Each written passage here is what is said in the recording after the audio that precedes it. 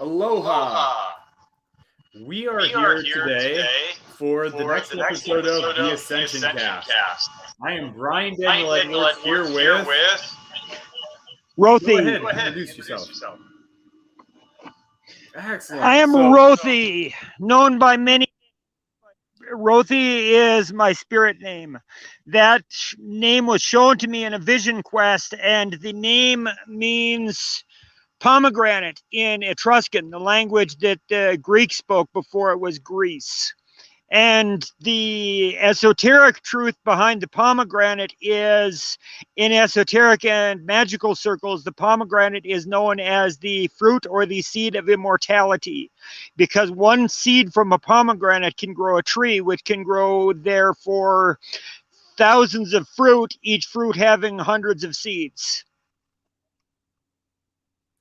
very cool. Very cool. So, today we're here to talk about how to balance walking the spiritual path and the lay path. So, somewhere between being monastic or being, just a common layperson. So, how do you find that balance? And synchronistically, we had a conversation about someone who really is struggling to do that.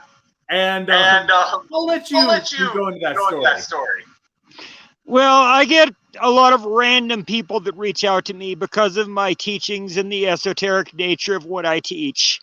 And I had a random person that sent me a friend request on Facebook and messaged me. And they're like, I'm a Taurine too. How can I fly? And my inner Loki wanted to respond, jump off the tallest building you can and flap your arms. But I refrained from that because that's not the right path to go. That's something you lead up to. So yeah, that's how my day started, with someone basically saying that they were not human and that they had the ability to fly, and because they were in this body they were not able to fly. And related to that subject, I think one of the issues a lot of people are struggling with right now is finding who they truly are. Some people are connecting to soul memories. Some people are fabricating and creating soul memories that may not even be valid, but they believe in their mind that they're valid, so they're valid to them. But what we need to be mindful of and recognize is the fact that whatever your soul record is, whether you're from Egypt, whether you're from Atlantis, whether you're from a foreign planet, whether you're a dragon, a phoenix, whatever, the simple truth is, right now in this incarnation, unless you can prove otherwise medically, you're in a human body. That means you have to live according to the constraints and restrictions of the human body, the human mind, and the human consciousness. Yes, the human consciousness is capable of far greater than we exercise and allow it to live. But our bones are still solid. Our bodies are still solid, even though it's 99.99% empty space, just created by the illusion of physicality from the atoms moving at a fast pace. But the truth of the matter is, we still have mass, we still have density, we're still physical beings. And that's what people need to be mindful of. On this spiritual path, you need to embrace all three aspects of your being: the physical, the mental, the spiritual, actually all four aspects, the emotional as well. And they all need to be grounded in reality of what can be seen and what can be proven.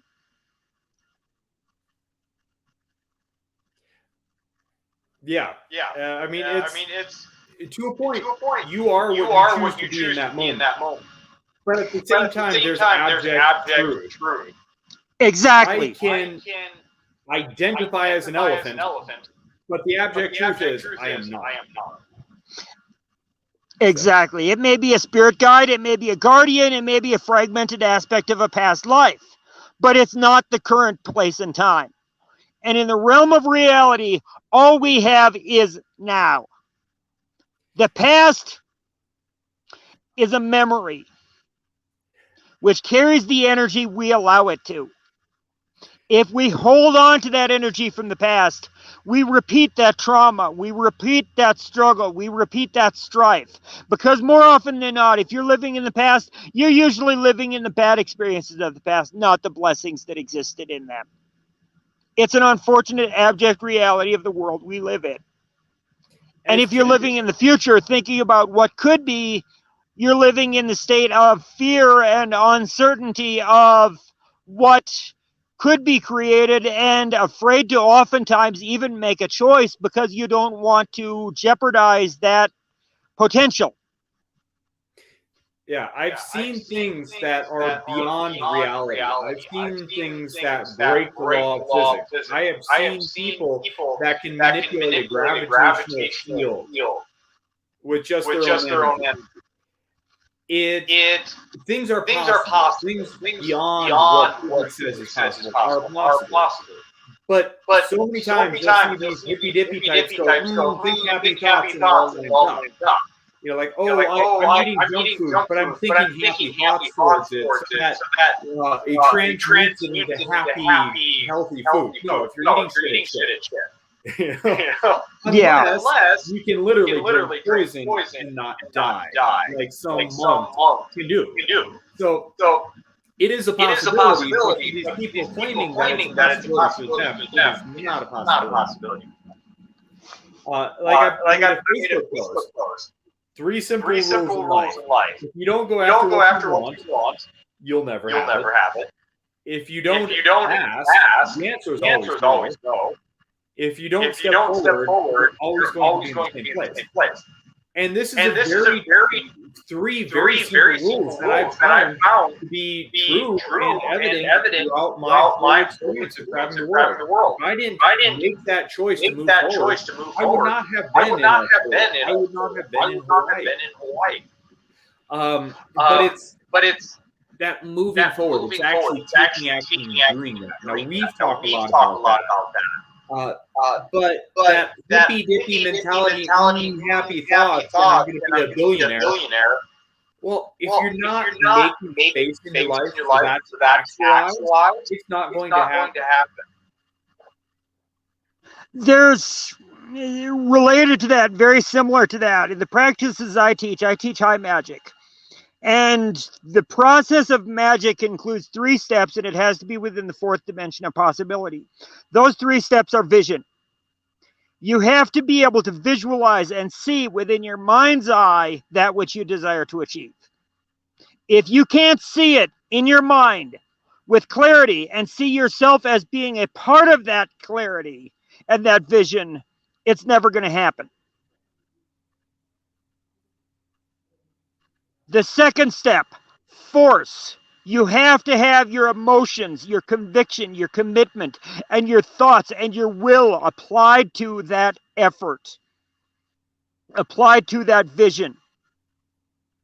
Because no matter how much you want something in your mind, if it's just a mental construct, it's going to stay in the mind. It's never going to happen.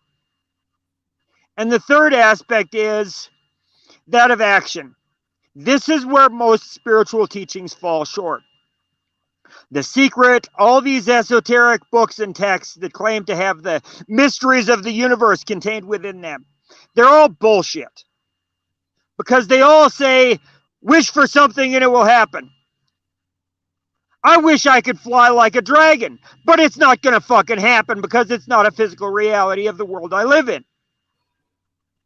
It may exist in your mind, but it's not going to manifest into the physical. And that takes us to the 4th extremely important aspect. It has to be within the realm of possibility. No matter what you want, if it's not something that's obtainable within the spectrum of what is possible in your world, it's not going to happen in your world. If you only know 5 people and you want to become a millionaire, then you need to get $200,000 from each of those 5 people. The odds on that is pretty slim. But if you know 5 million people, That means you need 20 cents from each one. That's pretty obtainable. So you've got to have things that are within the realm of possibility, and you can expand your realm of potential and your circle of influence. But again, it takes the physical work. You can't just sit there and will it to happen. It's like shopping for a car. If you're shopping for a car, what do? You think about what car you want, you go to the car lots and pick out what car you want, you figure out the financing terms for paying for it out of the physical reality that you live in. If you miss any of those 3 steps, you're not going to get the car. And I mean, it doesn't have to be by the book. I went in to buy my Prius, and I told him I wanted it for half the price. And the guy goes, "Oh, no, we can't make that happen. We can't do that." And so, over and over, I'm just like, I demand it for $4,000. And the guy's like, "No, we can't do that." I'm like, "Okay." It's not an acceptable offer. Then, so I turn my back away, and he's like, "Wait. Okay, we'll give it to you for $4,000." So it's about that willing it to happen. But I had to put action into making it happen. Exactly. When I was young, like just out of high school, I passed by an insurance lot and a used car lot that had a 65 Fiat 124 Spider in the driveway, and it had a for sale sign on it. And they were asking like $1,200 or something for it. And I stopped by just out of curiosity because there was no price on it. And I asked the guy, "Hey, what are you looking for that Fiat?" And he's like, "Well, it's been sitting there for a while, but I got to get $1,200 because that's what I got into it." And I'm like, "Okay, if you need to get rid of it, absolutely, and you have no other option, give me a call." And I gave him my phone number. I got a call the next day. He's like, "What can you do for the car?" I'm like, "All I've got right now is $100. And he's like, "Okay, you come down here with $100 and you can drive it home with a clear title because I work for an insurance company. The insurance company needs it off the lot and it's got to be moved today or they'll take it and I'll get nothing." So I drove home with it for $100. Nice. Very nice. So I'd like to get back to that guy that wanted to fly. I mean, it's possible. When you talk to some ancient secret traditions, it's 100% possible. But the guy reaching out to you, again, it's not his possibility of world of possibilities, or however you describe it, because he's just not there. Can you describe how he wanted to work with you and what he's willing to pay? I do not know if this was metaphorical or what. I did not ask, and I feel it's one of those things that's best left just to the realms of possibility, and whatever it is, it is. But I told him, it's like, listen, we're in a world where if people do not have anything invested in things, they do not value it. And he's like, "I can't afford to pay anything right now because I don't have any money." So then I told him to work on his self-worth through volunteering or whatever he had to do so that he was contributing to society, because the fact of the matter is you don't value yourself usually because of the fact that you recognize in your soul that you're not contributing to a better world. You're not actually doing anything. If you're sitting home watching The Simpsons every day and smoking pot and drinking beer, you're not really contributing to the world as we know it. So you got to do something to contribute. You've got to put an effort in. And he replies, "Well, Odin gave his eye for knowledge, and one of the Greek ones, I don't remember who, but one of the Greek ones gave his eye for his dragon. So I'm willing to send you my eye. What's your mailing address?" And I'm like, okay, don't even want to know if this is metaphorical, if this is philosophical, theoretical, or what. It's like the Loki in me is like, yeah, let's see what he's got to offer. So I sent him my mailing address, and I have no idea what'll come in the mail. I have no idea if it'll be a human eye, an animal eye, the letter I from a signboard, a crystal eye, a dragon's eye made of crystal. I have no idea at all what it is. When you first told this to me, I'm a Marine. I have a very morbid, dark sense of humor. But I actually found that disturbing. I'm like, I want to laugh, I think it's funny, but oh my god, I can't imagine this guy actually gouging his eye out and sending it to you. I hope he's being metaphorical. Yeah, exactly. I hope he's being metaphorical, but whatever the case may be, at least it'll give me a return address for him. So if he is to the point that he literally should be locked up for his own safety, at least I'll have his address, so I'll be able to take care of that precaution and make sure that he doesn't do any further harm to himself. I sure hope he's not like tripping on LSD or something and like gouges his eye out. Like, oh man. So that is perfect explanation of balancing your spiritual with your physical. If you're gouging your eye out for the spiritual, what on earth? No. You need to work on your physical body, your mental body, your energetic body, all together. If you are severely damaging your physical body to get gains for your mental body, and that goes down to diet and whatever too. There's a lot of people that'll have extreme diets and be vegan and try to survive on sunlight and whatever else. And it's like, the fact of the matter is, you are a physical being that is incarnate at this time. If you do not care for their physical incarnate body, the mental body will suffer, the emotional body will suffer, and the spiritual body will suffer. Yeah, the vegan is healthy if you're properly doing it. Exactly. If you're supplementing it with the right nutrients, with things like that, yeah. But there are very few vegans I've known, and I've known a lot of them because of the spiritual circles I survive in, that really look healthy. They always have like a pale, half-dead complexion to them. And usually they have a lot of health issues as well. I'm not here to pass judgment on diets. That's not the point of what we're talking about. The point is, you have to take care of your body as well as your mind and your spirit. Yeah. There's this adage, before enlightenment, chop wood, carry water. After enlightenment, chop wood, carry water. It can look different. I talk about this in my Spartacus class. On the other side, you can use your enlightenment to create a life for yourself. So whether you're doing healing sessions, whether you're doing a travel blog, you don't have to do hard labor. But there is still that necessity to maintain your physical environment so you can survive, thrive, and be healthy. Yes. And it's about a balance. It's about taking time for all aspects of your life. Do even general walking or simple exercise or whatever. You have to keep the physical body and the cardio in shape, because the heart is the measure of the soul. And if the heart is burdened down and the heart is not exercised, the soul becomes weak. Yeah. And so many people go one path or the other. It's not one or the other.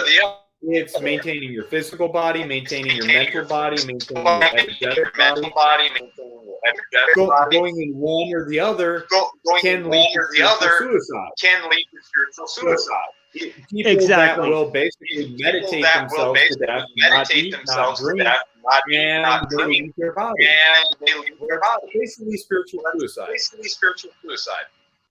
Yeah, and you see yogis that are over 100 years old that are in a trance-like state in a cave that have been there for who knows how long.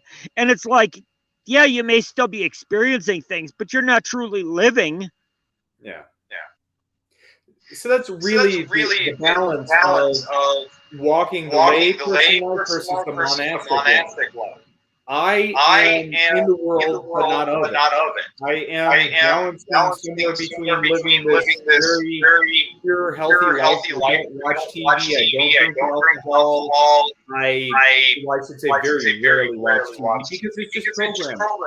I don't drink alcohol. I don't watch sports or do what most everybody in the people do. Yet at the same time, I'm not locked up in a monastery. I experience the world. I travel. I see people. I meet people, and still live life.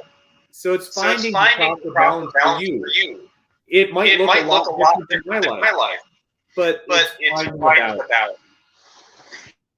And that's a perfect example of the contrast between you and I, because I almost do live a monastic life. Yeah, I'm on 85 acres of isolation and majesty, surrounded by mountains on all sides. I mean, but I'm right in front of the highway. And the amount of people that come here to visit me regularly is almost non-existent, and I'm okay with that. It gives me time for my studies. It gives me time for my practices related to diet and things like that. I descended from the dragons. Dragons pretty much do and eat whatever the hell they want to be completely honest. I mean, are you going to tell a dragon it shouldn't eat meat? No, I don't think that's going to be working too well. You're going to be the next meat course that it eats, probably. And it comes down to, in my beliefs anyway, it comes down to being grateful for what you're receiving. And in diet and whatever, it comes down to, in my case, natural. I don't like chemical substances in my food. I don't like additives and preservatives. I don't like things that are manufactured in a genetic engineering lab. I mean, if it comes of the earth, it's part of the cycle of life, and it will be sacrificed by something in order to sustain it. The question is, I mean, all these vegans and vegetarians out there, it's like, are we farming the trees or are the trees farming us? Because it's a synergistic relationship. The trees would not live without us because we give off that carbon monoxide that's required for them to convert for photosynthesis. And we would not live without the trees that are required for creating oxygen. So it's about a symbiotic relationship with the world around you. Oh, okay. I'm getting some comments over here. There is a feedback loop. So I don't know how to fix that right now. The next show we'll definitely have to work on that. I haven't had that in the past, but now it is. Well, actually, let me try adjusting the microphones.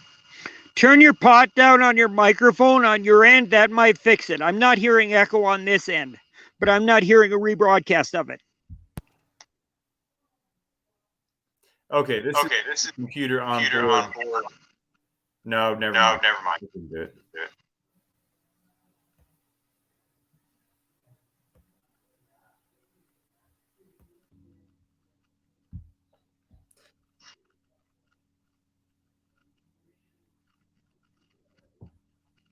Okay. Have to look into it.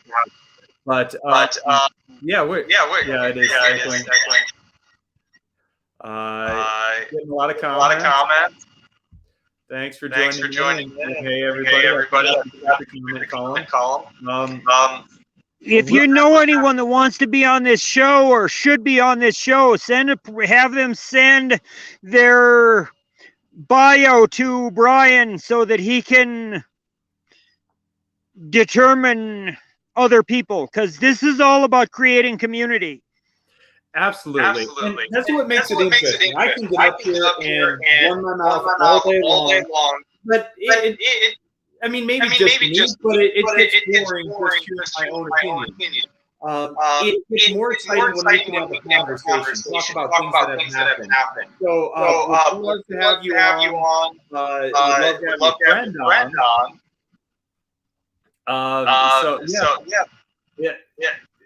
The more people we can have, I don't know how many people we can have on, but I know we can have a bunch. And then anybody that actually wants to get on, send me a message. And anytime you want to talk about it, I'm really open. Anything from diet to world events, the Ascension, spirituality, nature, survival. Like it's really whatever to move people forward in improving people's lives. Brian and I have known each other for quite a while, and we've covered pretty much the gamut of as deep down the rabbit hole as you could get probably in our conversations. Yeah. Well, what English will be able to describe. Beyond that, it's going to burst out. What was that? I said we talked about everything. With the physical language. The things that are do not have telepathic communication. But you can't transfer that to physical language. Exactly. The higher beings that I regularly work with, I mean, and have been working with Brian as well to help him on his healing path for himself, for the trauma that he's endured. Are what are known as the insectoids or the ant people. And they live in Agartha in the inner earth. And a lot of you may say that they're not physical beings, they're not real beings or whatever else. But Brian and I, when he was visiting me, went tracking them. And I have physically seen them with two friends of mine that were visiting here at the time. So I know that they're very, very, very real. Don't certainly show themselves because of the fact that the world we live in, first of all, people would be scared shitless usually seeing them. They're 12 to 15 foot tall. They resemble kind of like a hybrid between a human and a praying mantis, and their bodies are like they're carved out of polished obsidian. Now, most people in this world are not in a state of peace and acceptance where they would be able to see something like that without at least having a heart attack or pretty much just relieving themselves. I mean, that's the straight up fact. You can talk all you want to about being spiritual and being ready for higher beings and whatever else. But if you physically had them manifest to you in front of you, most of these people that are talking about being Pleiadian or Arcturian or whatever other belief they are, if those beings actually physically manifest in front of them, they'd pretty much lock themselves up.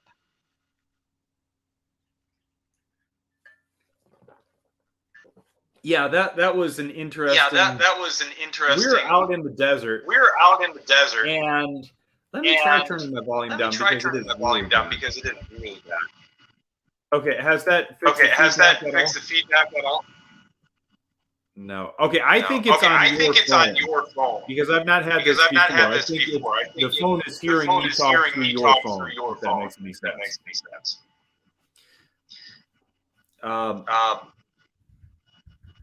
Okay.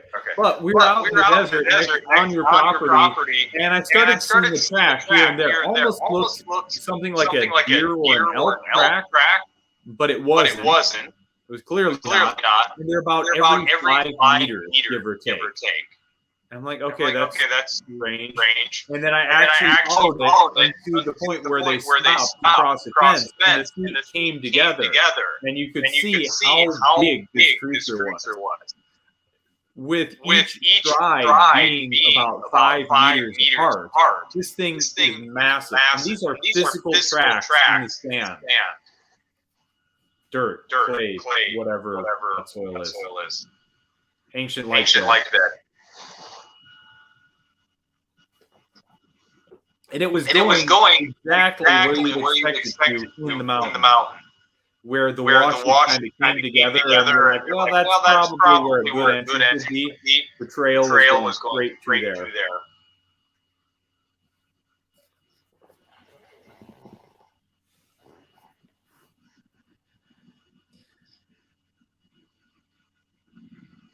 So yeah, we talked about some interesting things today. We probably can call it an episode. Is there any last thoughts you have? My last thoughts are in the teachings that I have. We were talking about the 3 or 4 states of consciousness: the physical, the mental, the spiritual, and the astral, and emotional, rather. And in the teachings that I have found, the physical body is the tangible world. The spiritual body is connected to the emotional world. And the mental body is the median between the two. And a lot of these people that are struggling with psychological issues, emotional issues, issues in their mind because of trauma and because of things like that, it is largely because of the fact that their spiritual and their physical world are disconnected. Yeah, that's very true. Or a lot of the people that are going crazy have entity attachments. Like the paranoid schizophrenic, the voices in my head, the voice, someone yank those demons out, and they won't have the voices in their head. But PTSD and bipolar and things like that, sorry folks, that's not the work of demons. That's the work of trauma. Yeah, exactly. Compartmentalized personality disorder. You're not allowed to feel the personalities or the feelings, so they compartmentalize them off, and then they become actual individual personalities of the person. They're creating what is in magical circles known as an egregore.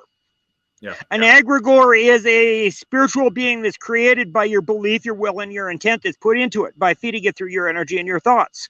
And many of the gods, as we know, as we call them, are also basically egregores. They're not physical beings. The word God comes from the word Goa, which is an Aramaic word that means spirit. Ironically, the word demon is an ancient Etruscan word which comes from the word daemon, which also means spirit. So God and demon are both the same thing if you interpret it in their raw sense. Yeah, it's very interesting to see. And you know, kind of coming from a biblical sense, it says we were created in the image of God. Well, I mean, on some level, we are God the Father, the infinite mind. The Holy Spirit, or our spirit, is the transfer mechanism. What God the Father thinks of is then conceived and manifest or birthed into reality, and then the Son, which is the physicality of God. So we have our physical body. Exactly.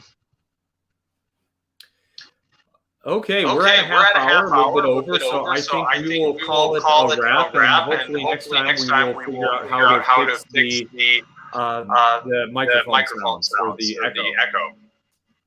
So. Sounds like a plan. Okay, thanks for coming on. Thanks to everybody for watching. Thanks for interacting. Really make the show with your interaction. Leaving comments. And in the future, feel free to ask any questions you have. I'm excited about inviting everybody onto the show and doing more episodes. This is going to get very exciting. Hopefully, I'll be able to do episodes and shows on location in Sedona. So then I'll have a really cool backdrop. There's the Wakala tree. I believe it is like a cafe. Which I'm kind of thinking would be a perfect place to do it because there's already very interesting spiritual types there. So that might be cool to do like a morning webcast or weekly webcast on location there. So we'll see what happens. Within a week or two, I am heading down to Sedona. As soon as I finish a couple last things, get the solar panels mounted on the RV, seal up the front of the RV, I am ready to get out on the road. So I'm excited. This is just something to think about, but if we can get more viewers and listeners in this, I'd like to do a collaboration session with you where we're doing a question and answer period for people, because I know there's a lot of people in the spiritual world right now that are lacking guidance and lacking direction, or even more accurately, being misguided and misdirected. And I think between both of our perspectives, we could provide an interesting insight into the challenges that people are facing in this world. Absolutely. We have very complementary knowledge at different perspectives. So we can answer pretty much any question out there, and also give multiple perspectives of those questions. So I'd love to do a question and answer session. I'd also love to do healing session, and hypnosis session, live hypnosis, live healing. If you have any issues, we'll have a open mic night where you can come on in, tell us what's going on, and we'll work on healing it. Yeah. And understand and recognize that process may not be what you're expecting, and it may not be what you're comfortable with. Sometimes for healing to take place, you have to move past the trauma and the attachment and the self-worth issues and things like that. And those can be hard to work through. Yeah. One of the biggest lessons that I learned when I was in Mexico, it's very important to get comfortable with being uncomfortable. Sometimes you have to. For me, that was a physical thing, which then let me walk about all around the world. Because oftentimes I'm sleeping on bare ground under the stars. It's a little bit uncomfortable, but it is amazing.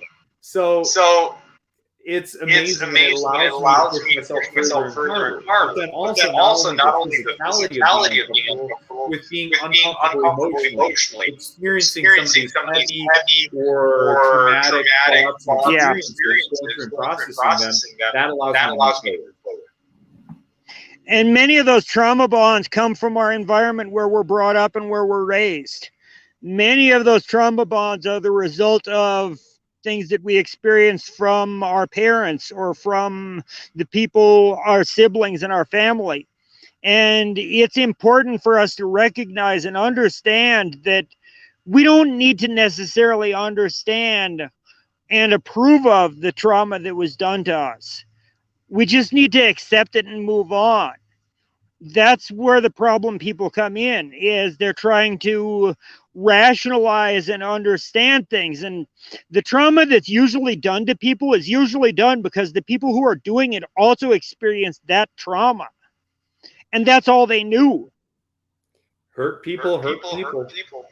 Exactly. It's the law of